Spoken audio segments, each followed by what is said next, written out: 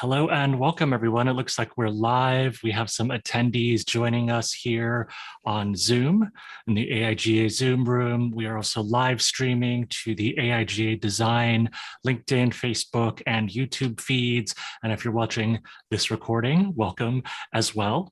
We'll get started in just a few seconds, so folks have a chance to join us on the stream or here in the Zoom room.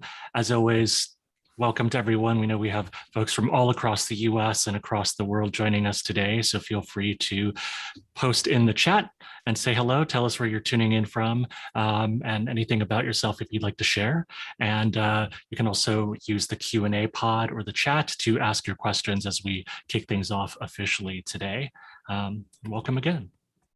All right, wow, we've got over 50 people now in the Zoom room and more in the live stream. So I'm going to go ahead and kick things off. Welcome, welcome. It's great to see some familiar names and faces here as well. So, yep. So welcome formally to this open house session for Business Perspectives for Creative Leaders, or BPCL for short, with the Yale School of Management and AIGA, the Professional Association for Design. My name is Huang. I am Director of Design Content and Learning here at AIGA. And with me, I also have Rodrigo Canales, who is lecturer in organizational behavior at the Yale School of Management. I'll give him a little bit more of a thorough introduction in a little bit, but I also want to say we have another special guest with us today who I'll introduce later in the program, who's a longtime leader in the AIGA community, in the design community writ large, and also an alum of BPCL. So he can also give us some of that alumni perspective. And we've also got Kristen Sorek-West from the Yale School of Management as well, who can also jump into the chat and answer any additional questions and support us today. And then Susan Augen-Brown, our colleague here at AIG, is helping in the background with tech as well. So that's who we are, and love to see all of your intros in the chat and everybody coming from New York City, somebody from India, Oakland as well. So it's always great to see where you're all tuning in from today. So I'll just give a little bit of context. We don't have much of a formal spiel, but I just wanted to highlight and remind everybody about this program. It was launched in 2008 by the Yale School of Management along with AIGA as a program built for creative professionals, empowering them, empowering you as leaders with an education in business. And it's gone on for a while. It's switched to online during the pandemic, and it will continue online this year in a series of full day live online sessions starting May 19th and running through June 23rd. And we're here today to answer your questions about the program in any way. And I'll introduce Rodrigo a little bit more thoroughly now, just to give you an idea of his role at Yale and in the program at BPCL. As I mentioned before, Rodrigo is a lecturer in organizational behavior at the Yale School of Management. He does research at the intersection of organizational theory and institutional theory, with a special interest in the role of institutions for economic development, which I'll ask him more about in a little bit. But welcome, Rodrigo, and also wanted to welcome Michael Beirut as well, who's our special guest. He is a president emeritus of AIGA National, as well as the New York chapter of AIGA, AIGA medalist, partner at Pentagram, all around great guy. I met him originally a couple of years ago when he was speaking at the Portfolio Festival that we've been organizing for the last couple of years. So Michael, welcome as well, and thank you for spending some time with us to share your perspectives. Cool.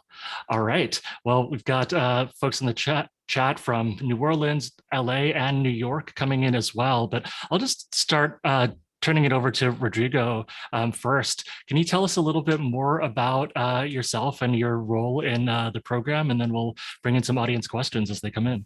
Thank you, of course.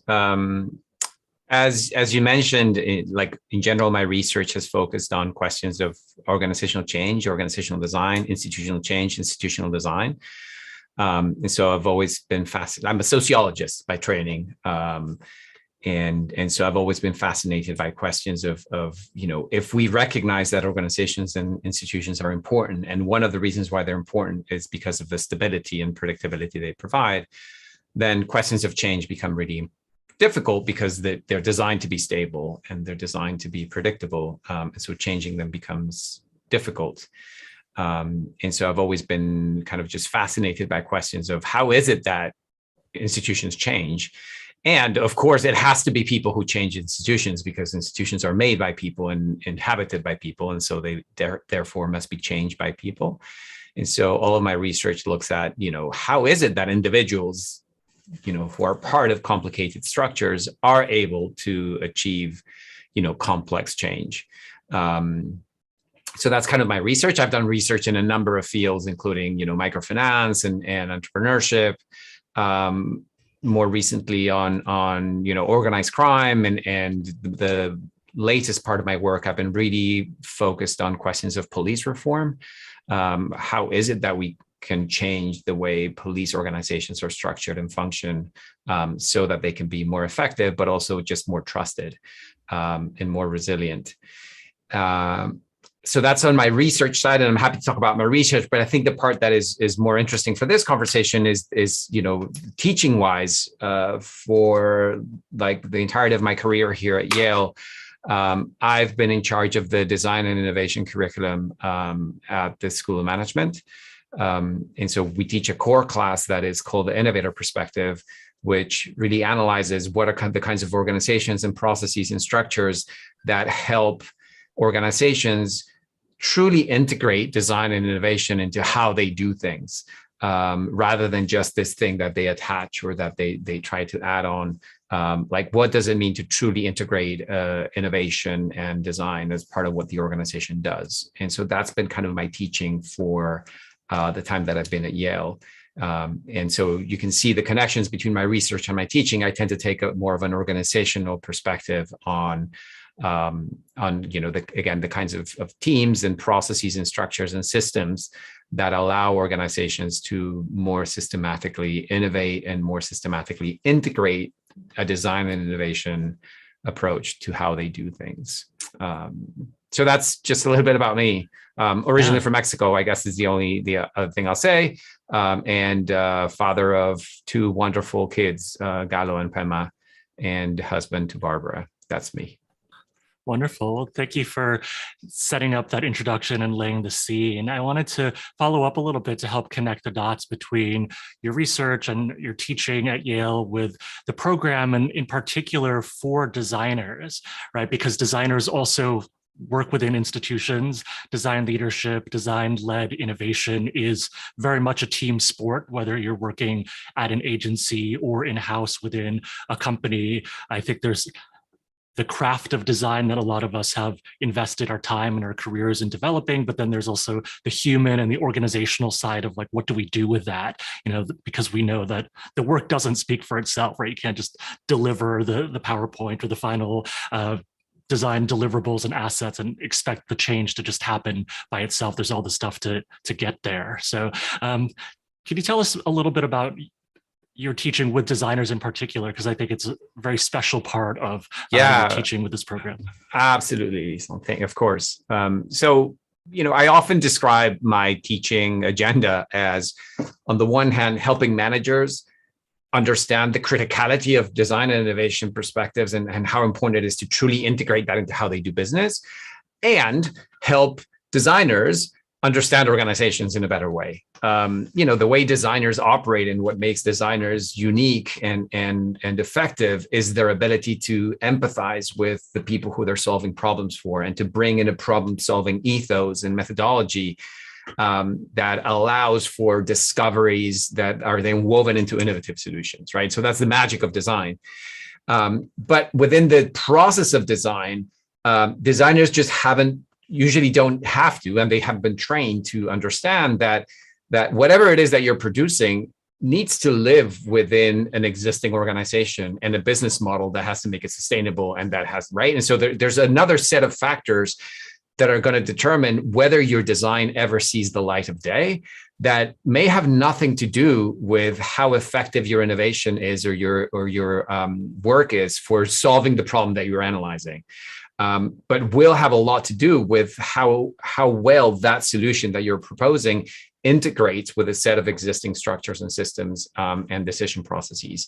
And so that's one aspect of it, right? It's like, if you want to be a truly effective designer, you need to make sure that whatever it is that you're designing is also designed to reside within a broader and more complex organization, and is not just solving for the problem that you're analyzing, which is what designers are excellent are. That's one aspect of the teaching, right? And so it's helping designers understand how their work integrates into a broader organization and set of business models. I would say that a second aspect of this course in particular, which I particularly enjoy, is you start as a designer, and as you say, like you invest in your craft and in your insight and in your intuition and all these things. At some point, precisely because you become so good, all of a sudden you are in a position where you're no longer the one necessarily doing the work, but you actually have to supervise other people and craft teams, and you become a manager of an organization of designers. And so I think it's a natural path of any career, but I think it's especially salient in the designer career that what got you here is not what's going to get you there. Meaning all the things that allowed you to be an amazing designer are not the things that are going to make you an effective manager of designers. And so there's a set of blind spots that designers have because of their training and their craft, that we want to help them kind of illuminate through a basic training on just management and organizations and business processes and business perspectives. And so I would say those are the two big motivations behind the work that we do partnering with the AIGA on this program. Does that make sense? Yeah, no, I think that's great perspective here. Maybe this is actually a good time to just turn it over to Michael briefly to get his perspective as somebody who's gone through the program, and then we can come back to Rodrigo and we can dig a little deeper into the other parts of this curriculum. Thanks, Lishan. And Rodrigo, it's always great to see you, and you're such an articulate advocate and for both business and design, and really key to the success of, I think, this program that AIGA has with Yale School of Management.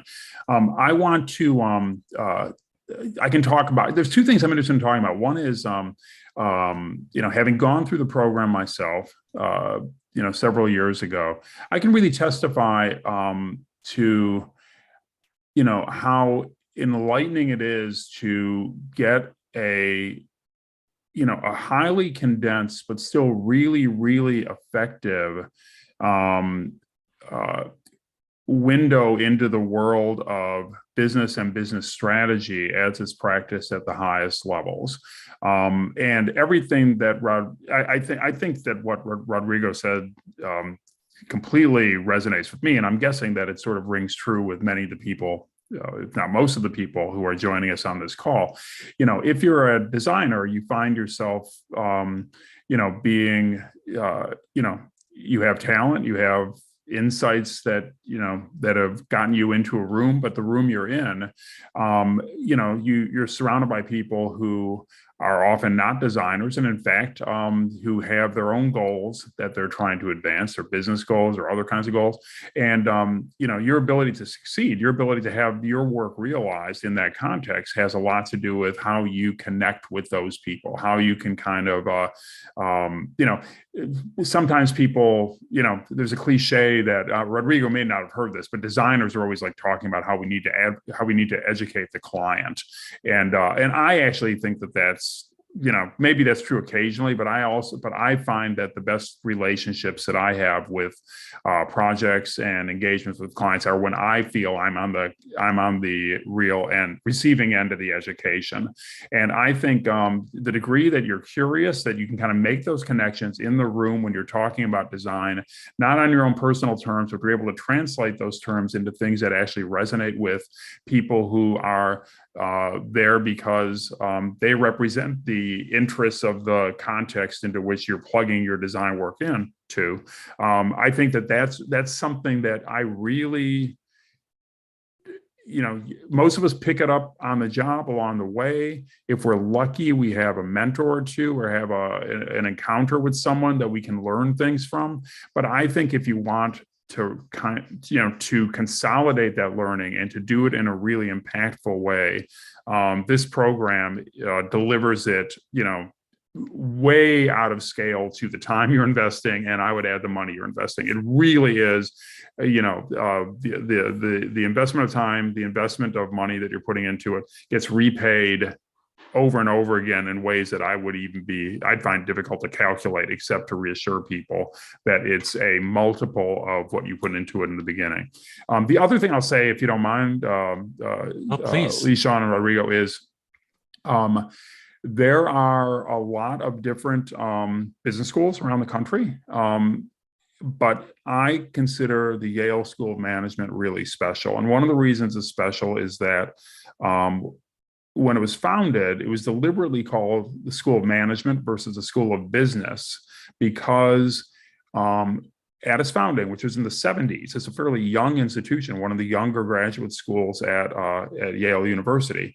When it was founded, it was conceived as a place that could educate people, not simply to go out there and make a lot of money, but to really be highly conscious of the way that the role that they would play as citizens, as members of society. And in fact, the mission statement of Yale School of Management is educating leaders for business and society.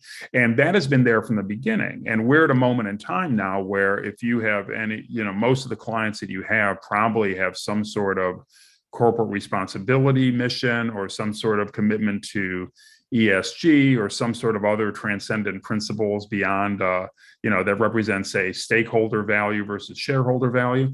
Yale was there at the very beginning. Yale has been kind of, extolling that as the reason that business, the raison d'etre for business and business people to be acting in the world is actually to make the world a better place, not simply to make money.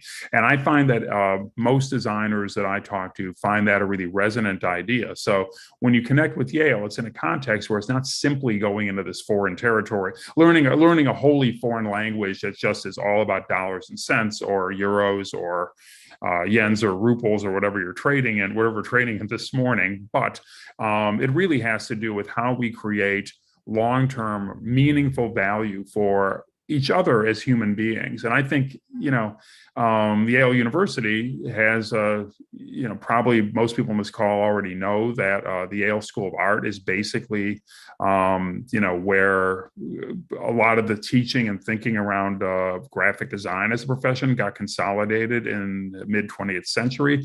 First course, I believe, that used graphic design as its descriptor. So Yale University as a context, is the design commitment and the humanist commitment is really there. And the Yale School of Management is like very much, design and caring about design and understanding the value of design isn't some sort of add-on or some recent discovery. I would argue that it's been really inherent in the mission of the school and the way that that people teach and learn there for decades. That's awesome, Michael. Thank you for sharing your perspectives on that. And I'm also seeing some more audience chat things coming in and people in India signing off because it's late, but I appreciate you tuning in for that. And also hello in Helsinki. So as you can see with doing this online, both this info session and the program has moved online due to COVID has been, a change because you're not on campus at Yale, but there's also this opportunity for people to participate without having to travel from all over the country and over the world. And now it is the second time around that this is going to be running online. So there's some probably things that you've learned there and what works there. So Rodrigo, could you tell us a little bit more about like the format and the pedagogy side and some of these opportunities from this online delivery of the course? Yeah.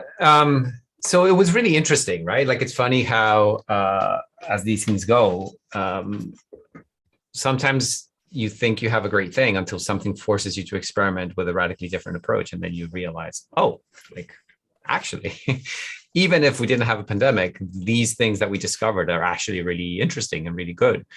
One such thing is just the structure of the course and when it's in person, people come in for a very short period of time and they're intensely here and then they disband and they go.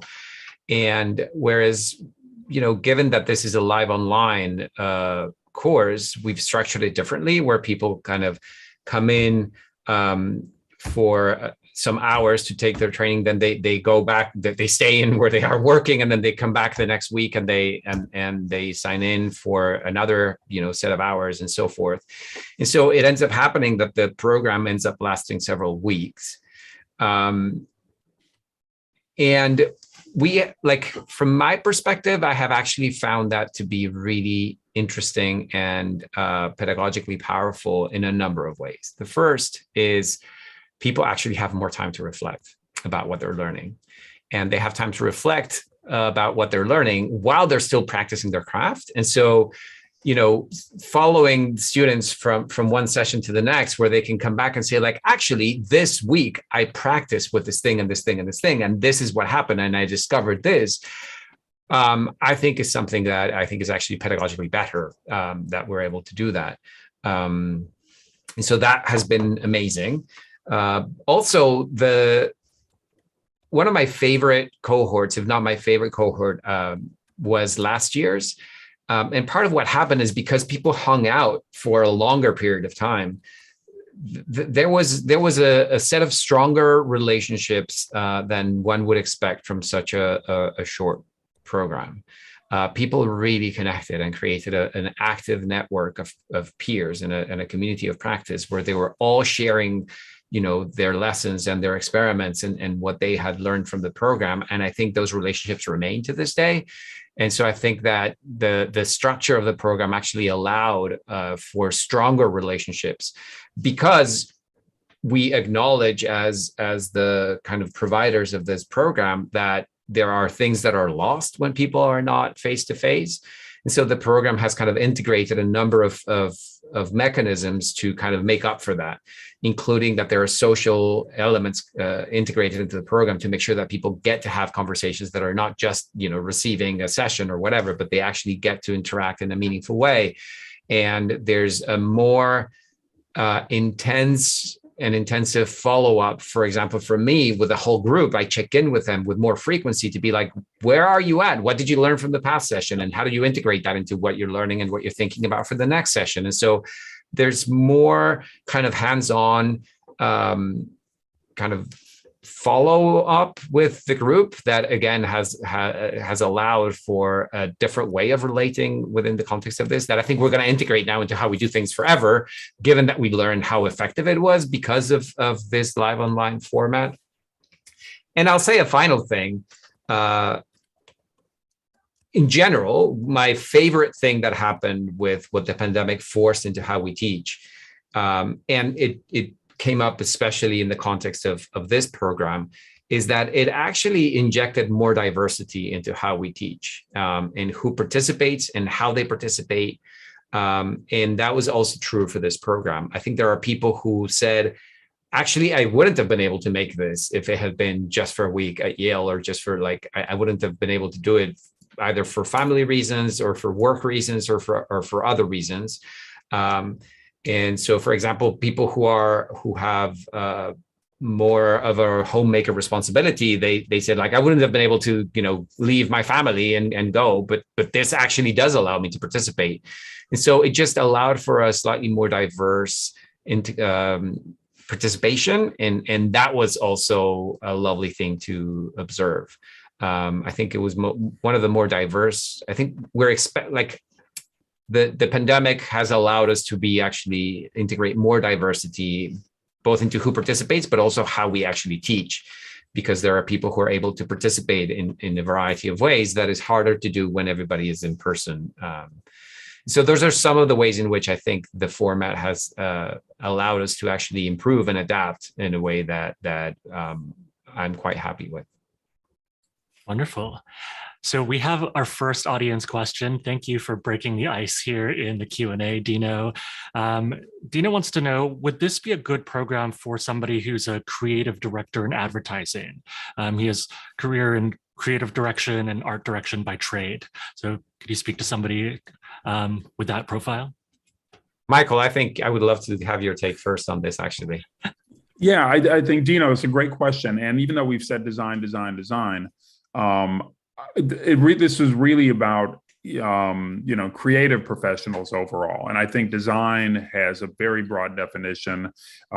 Creative people in the agency world are also doing all kinds of different work. I think if you've been in a situation in your agency where you've been handed a brief that the client had prepared, and you kind of like, sometimes it can be really complicated, go on several pages. And I used to get those things and I would just kind of scan them and think, this doesn't help me at all. I can't fathom what it is they want from this. And, I would try to like highlight some words that I would say in meetings so they'd think that I was on, they know I'd read the brief and they thought I was parroting certain catchphrases back to them. But I felt completely powerless when it came to sort of thinking, okay, this is how they're articulating this business problem. How might I actually respond in a meaningful way, not just by reacting to what's here on this piece of paper, but what kind of questions could I ask about it that would actually lead to a better result, that would lead to a better process. And I found that, experiences like this program give you, not just a vocabulary or a means for understanding, but even just the confidence to ask the questions. Because, it won't turn you into, you're not going to come out of this thing with an MBA, and you're not going to come out of this thing saying, here, let me write that brief for you. I know your business situation better than you do. Instead, I think it gives you a way into interrogating those situations. And if any of this, if you're in a situation where you have to face that kind of client input, that kind of client request, I think this course is very, very, very relevant. I'd say, if, as Rodrigo said, if you're running a business, it's relevant. If you're managing 2 people, there'll be something relevant in it for you. If you're managing 200 people, there's certainly something relevant in it for you. If you're in-house in an organization, it is absolutely relevant. So I think it really plays across many, many different sorts of situations. And I will say something else, which is, to me, one of the highlights of the program is that you get to interact with Michael, for example, and he gives you his perspective and the just the wealth and depth of his trajectory. You get to interact with him and have a deeper conversation that in ways that, again, only Michael can talk about, how he's figured this out. And, you get to talk to Robert Fabricant and you get to talk to Doug Powell, who are people who have really had to do this on both sides of this, right? Like, as Michael was describing, how do you understand how the organization thinks so that you can be better at solving for them? But then also, how do you manage an organization of creative leaders, of creative people as a creative leader? And there are dynamics of managing people that are just different from what creative professionals are trained to do.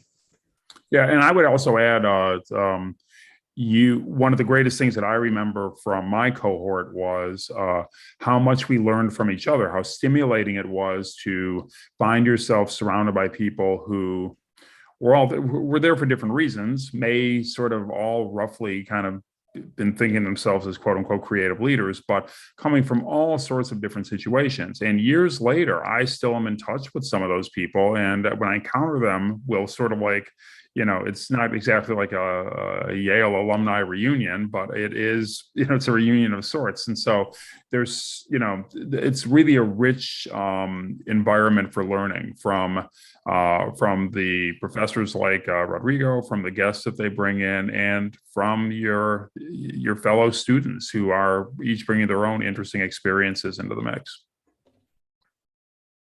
Awesome. We have a couple more audience questions that have popped up here in the Q&A. Also, people asking about their specific situations and how the program is tailored to them. So I'll batch a couple of them because I think they're interrelated, or we could address them together at least. Matthew is a project program manager whose career has moved from creative projects to some of the more technical, non-creative work, and is asking if this is a good business program to build on that business side of things that he's already been doing back into the creative side.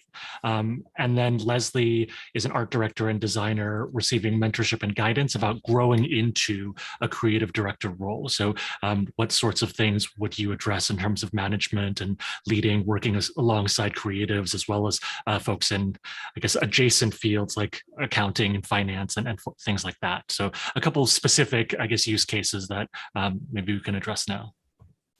Yeah, I mean, Leslie, I think, it's almost like you wrote the introduction or the summary for why this program exists. I mean, if there was a perfect use case, it would be what you just described, right? Like, you're now in a position of leadership. That's why it's creative leaders. You're now in a position of leadership or seeking to be in a position of leadership.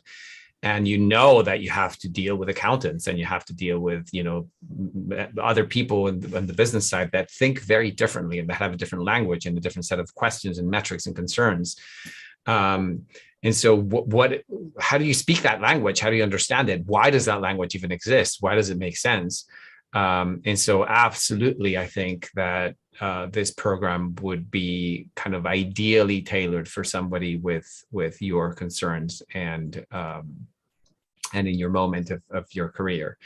And again, I think, Matthew, I don't know the specifics of your trajectory and why you've shifted from creative to non-creative. I want to shift back. But, again, as we grow, like having a better understanding of organizations and structures and management can only help both make the case for that, but also structure it in a way that is more effective, more sustainable, and more impactful. Yeah, and I would add, particularly for Matthew, I think that one of the eye-opening things for me when I took the course was the distinction that I came in thinking that the creative world and kind of the business world or the non-creative world were very separate from each other. You come out the other end, you realize that there's an enormous amount of creativity that can be brought to bear on technical work, on business topics, on things like that. That indeed, most of the, as someone who taught as an adjunct at the School of Management for 3 years, I can tell you that the students who come there for the full MBA course are extraordinarily creative, even if they're coming from, the world of finance or the world of management consulting. They think creatively. It's not for nothing that, Rodrigo has a specialty in innovation, which is about, creative breakthrough thinking. So one of the things that I found is that it sort of dispelled my idea that creative work is a unique thing that sits off to the side and it's divorced from every other kind of concern, whether it's business, technical, no matter what it is. And I think a real hallmark of the Yale SOM approach overall is this idea of integration.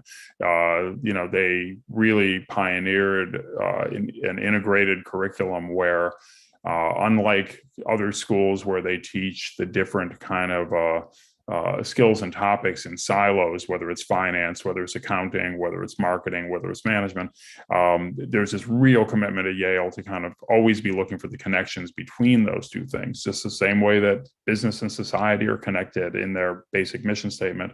All the skills you need to master are seen as being connected too. So I think this is a real chance to make those kind of connections as well.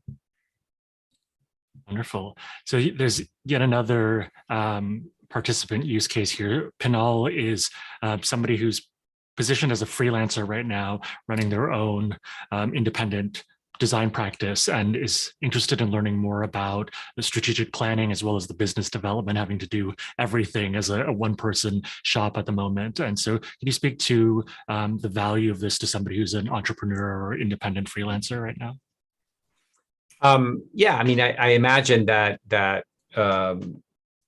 Pinal, I imagine that your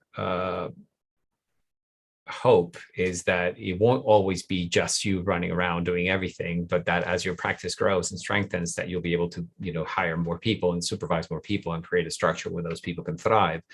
And so that's just part of it, right? Like, how do you think about, for example, what's the life cycle of organizations, and how do you go about changing or growing or designing organizations that will allow people to thrive within them. So, for example, as you hire people, what do they need to thrive from you? And together with, in echoing what Michael was saying, as you're trying to be successful as a freelancer, that means you're going to have to be engaging with a lot of established businesses, and you're going to have to be kind of selling what you sell and explaining how what you sell or what you offer is available, is useful and valuable to whatever organization you're trying to service. And the more you understand about how those organizations function and what they're solving for, that may, like, where, the creative process might be a part of it, but you want to make sure that you can really articulate why that creative process that you're providing is uniquely valuable to them, given the broader set of things that they're solving for and thinking about. And the more you can understand and make that case, then the more effective that you can also be as a freelancer. So I don't know, that's my 2 cents. Michael, I don't know if you would like to compliment. No, I think that's very well put. I think that, once you commit to a career in design, you are going into business, whether you're a freelancer, whether you're part of a large organization, you're in a business world. And sort of the tools you will learn at the Yale program really will support your success as you move forward, even if you're on your own. It's it sort of reminds you that you never really are quite on your own. You're, those connections that I was talking about earlier are there to be made. Wonderful. So, wow, we've got some amazing questions here. One about the definition of creative, another one about learning from clients or educating clients, and then another one about financing the program. But we'll take them one by one. Brianne wanted to go back to something that we were talking about earlier about reverse education or educating your clients about design. And Brianne was saying that she listens carefully to clients' needs, but often finds herself having to educate the client on things like branding or design direction, helping them understand these design choices. But could we maybe define what we mean by this kind of client education or learning from clients that we were talking about before? I think Michael will provide a longer answer, but the short answer that I often kind of inject into my designer students is, think about the amount of patience and empathy and observation and curiosity that you bring to your creative process, and how you observe your end users and how you really try to understand what they're solving for. How often are you using that same empathy and patience and understanding to think about your clients and the organizations within which they operate?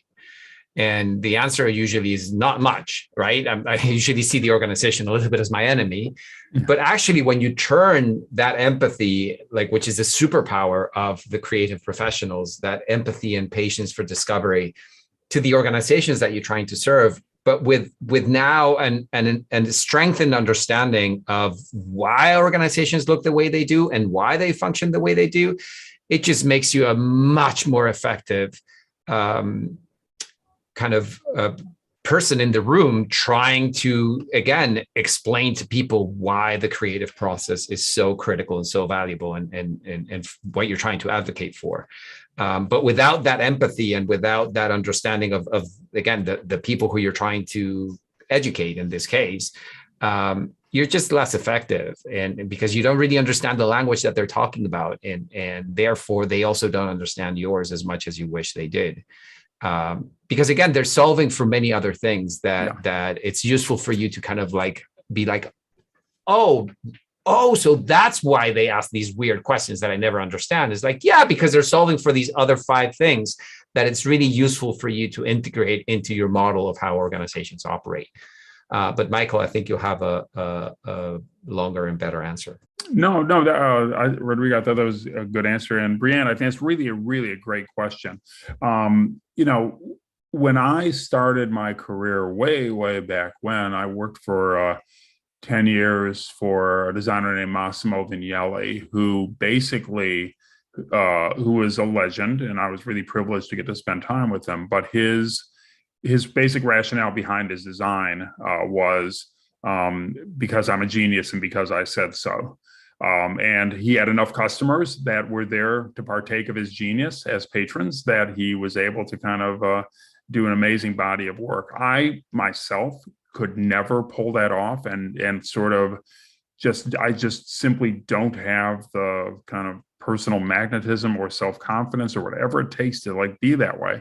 And I found myself sort of thinking, well, I mean, Brianna, those questions that you're asking, I think it's nicer if everything goes together, but like, can I prove that it actually will help you if everything kind of is coordinated? I mean, what's the proof of that?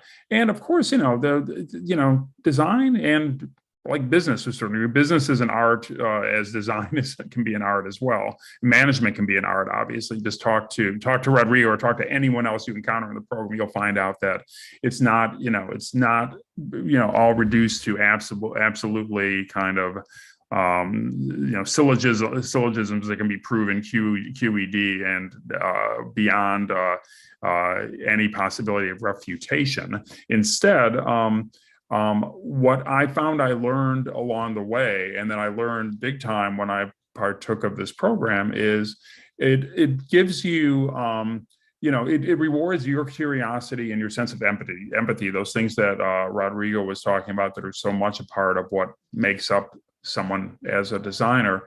And it sort of like lets you apply that to just listening more actively, I think, to when your clients are talking. And then, if you do it right, you never, like, I find that I succeed best when I never have to revert to talking about design at all.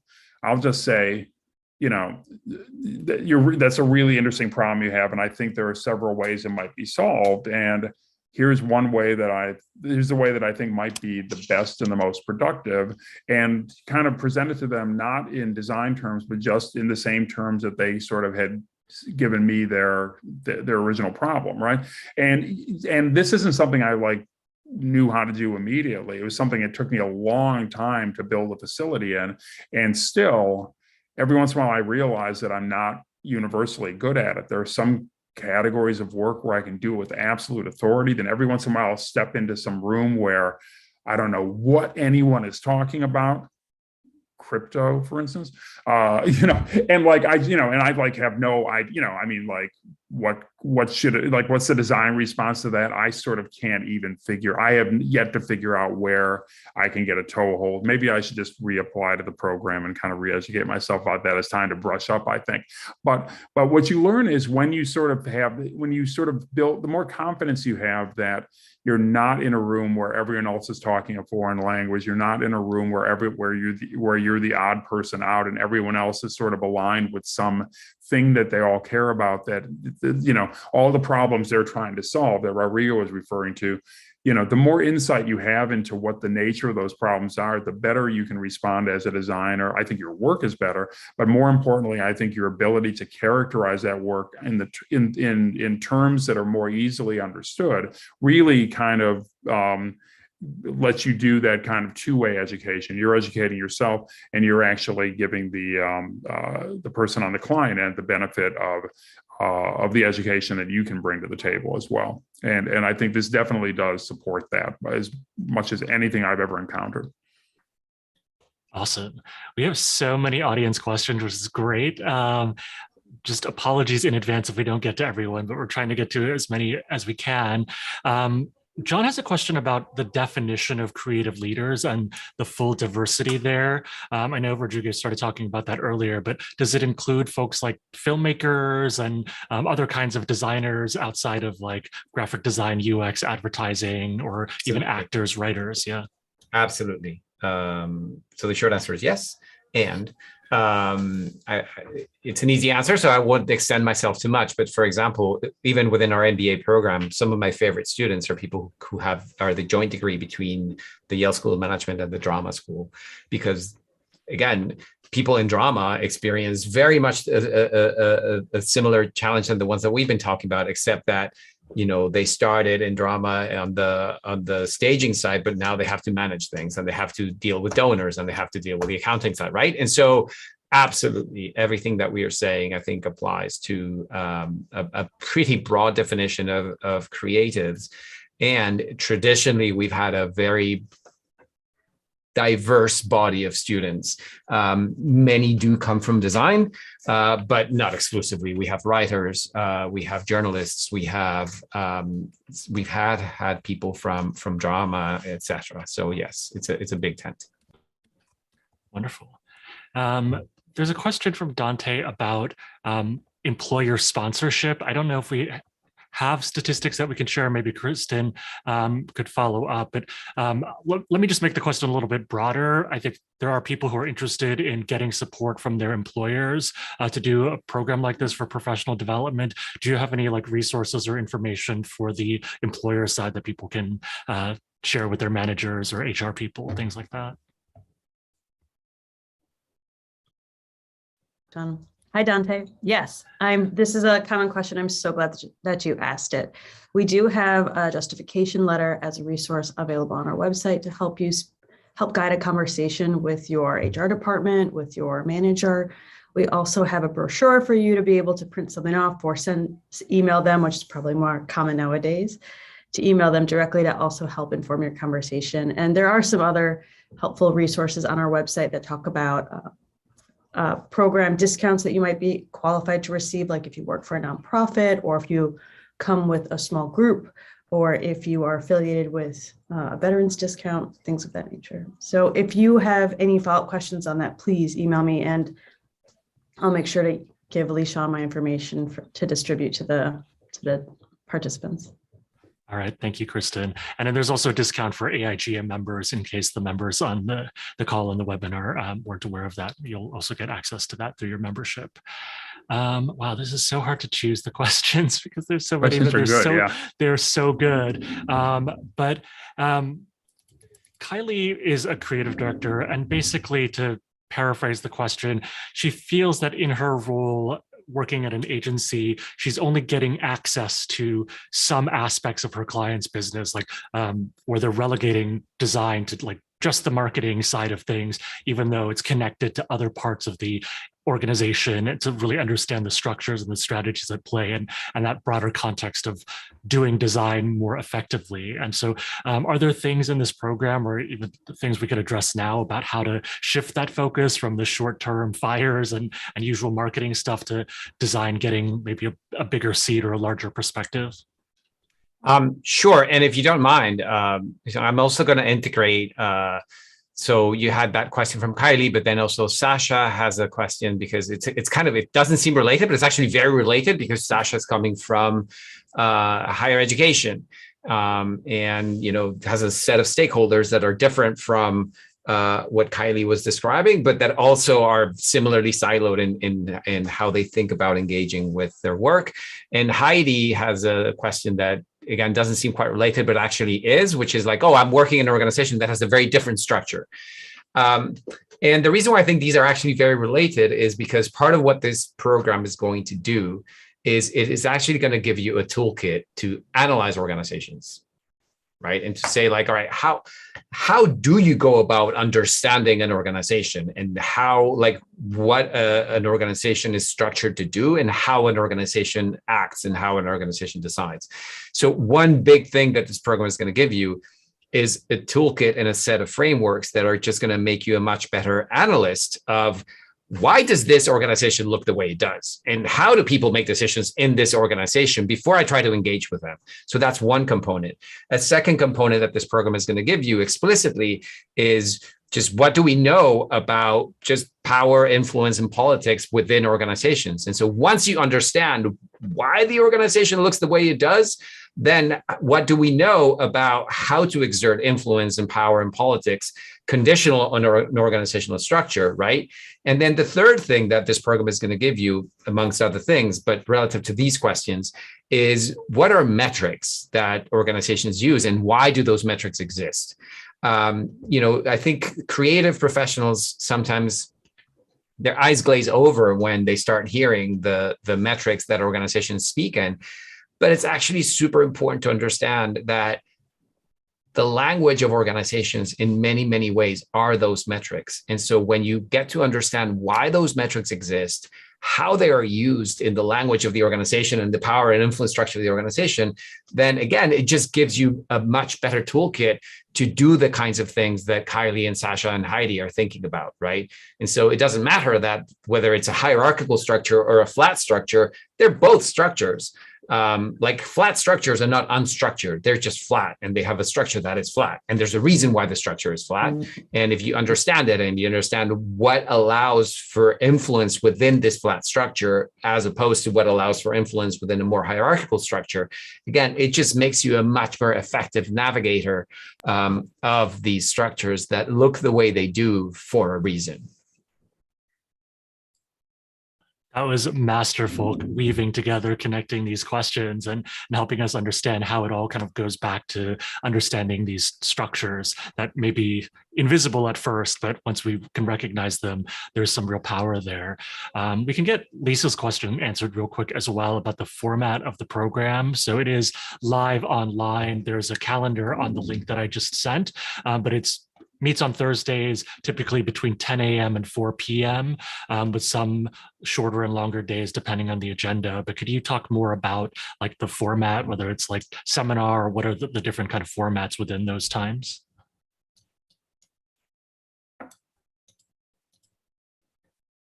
Lisa, so I actually lost the last part of your question. Can you repeat just the very last part, please? Oh yeah, sure.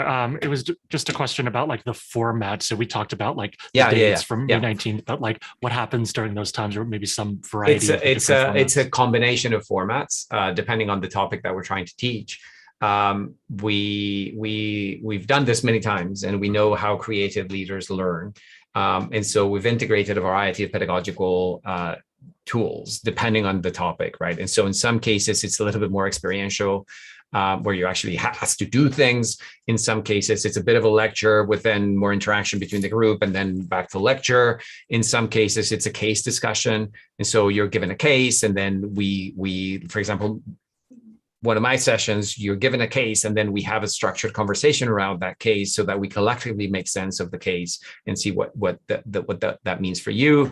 My favorite parts of the programs are when you get to have a more informal conversation with people like Michael and with Dave Milkman and with Robert Fabricant and Doug Powell, who from kind of your side of the table as creative leaders can tell you about their journey and their trajectory, but also it has the added benefit of they give you these awesome backstories that are truly wonderful and that really help you kind of integrate the concepts from the perspective of a renowned and experienced creative leader. And so hopefully that answers. It's a variety of pedagogical tools that we've integrated to make sure that each concept is backed by the best way we have found to teach it. And if you go to that link that Lee Sean posted in the chat, which you probably visited already, but it's if you read the bios of the core faculty for this program, you'll see right away that the concerns that someone like Zoe Chance has about influence and persuasion and how you can kind of make good things happen in the world. This is not going to be like the minds that Yale has put together for this are really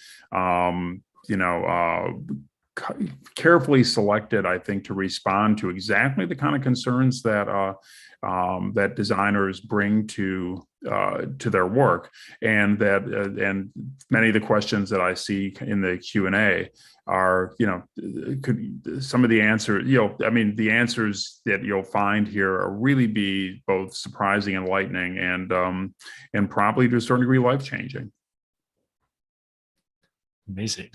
Let's take Ursula's question, which is about whether the course gives insights into what she's calling ideal business setups, or I also hear like best practices a lot, but in terms of like how to structure your business and grow it in different ways. I think there's a lot to deconstruct in this question, but I'm curious if you have any thoughts here. I mean, the first thought is that there's no such thing as, the ideal business structure or business design. One of the things that I always say, like I part of my research has been about organizational design, and structure should follow strategy and should follow a vision and not the other way around.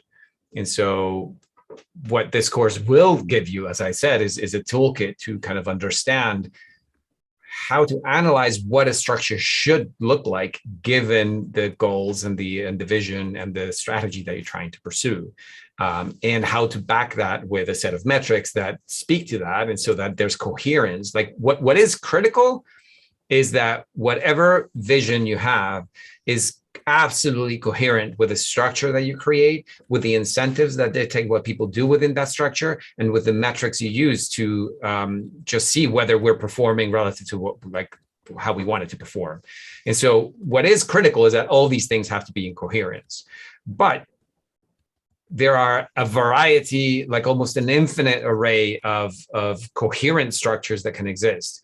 And so I don't think there's an ideal setup, but what there is an understanding of how coherence needs to work. And this program will give you that. It will give you a toolkit about what that coherence actually means. But it's kind of up to you to design the structure that you need, given what your goals and your vision and your team looks like, and if that makes sense. Michael, I don't know if you have a different reaction. Yeah, I mean, it's funny because I remember when that question comes up at a place like Yale SOM all the time, and I remember when I was actually teaching design to MBAs there, a lot of times, there's always this question about what is the ideal model that isn't it, and really it's not just the ideal model, but the universally applicable model. And the more you sort of like try to figure out what's being requested, the more you realize obviously there isn't anything that's universally applicable any more than there is anything that can be a single ideal. What I think is interesting is, building on what you said, it's just that idea of fundamental principles that work across, that are fundamental because they work across different situations, different scales, different platforms, different cultures, right? And there's like no universal element that kind of crosses everything and works every time. But I think one of the most interesting things that a school like Yale SOM is dedicated to discovering is like, what are those underlying principles that are really informing human action as it relate, in this case, to the world of business and management, but just as easily to the world of design and creativity and innovation, right? So I think that it's a good question to ask, and the answers you'll get in this sort of program will really be interesting. Wonderful. We have some more questions about people's specific contacts working in government and nonprofit, which I don't think we have time for, but we can also connect you with the Yale team and they can answer some of your specific questions about that. So we'll just take some logistical ones before we sign out for today. But is this program going to be offered again next year if they can't make the dates this year? And are there any sort of benefits to people who want to sign up as a team, multiple people from the same organization? I don't know if that's a Rodrigo or a Kristen question, but I'd say Kristen, go first. Yes, we do intend to offer it again next year. The timing on that is still to be determined. And I think our hope is to deliver it in person. But, as all things, we keep an optimistic eye on the future. And so as we make those decisions, we'll absolutely share that out with you. Rodrigo, anything to add? No, I mean, I think that we are extremely committed to this program and to this community of practice. We have been so for a number of years, and we will continue to be extremely committed, institutionally and individually. And I think our hope is not only to continue providing this program, but to actually, for example, we are in discussions about other ways in which we can expand or complement what we're offering so that more people can benefit from it, and maybe people at different stages in their career. And so I think the short answer is yes, this program will be offered again. And I mentioned some of the things that we've discovered through the live online approach. And I think, at least from my perspective, there are aspects of that that I want to make sure that we maintain, even as we, for example, want to go back to offering programs in person. So I think, the answer is yes, stay tuned, but you can count on this program being around. Wonderful. Yeah, and if you're here, you're on an email list from AIGA and from Yale as well. So we'll keep people updated as these things get rolled out. And Ursula's quick question about how many people in the class, it's 20 to 40 per year, according to the site. So I handle that last question as we get to the 2 p.m. Time here. So thank you again, Rodrigo and Kristen and Michael, for joining us today. Thank you all for tuning in, staying till the end, or if you're watching this recording, we'll be posting this recording on our LinkedIn page, as well as AIGA.org in a couple days. We'll have closed captions as well for accessibility. So thanks again, and have a great rest of the day and rest of the week. Bye, everyone. Always lovely to see you, and thank you.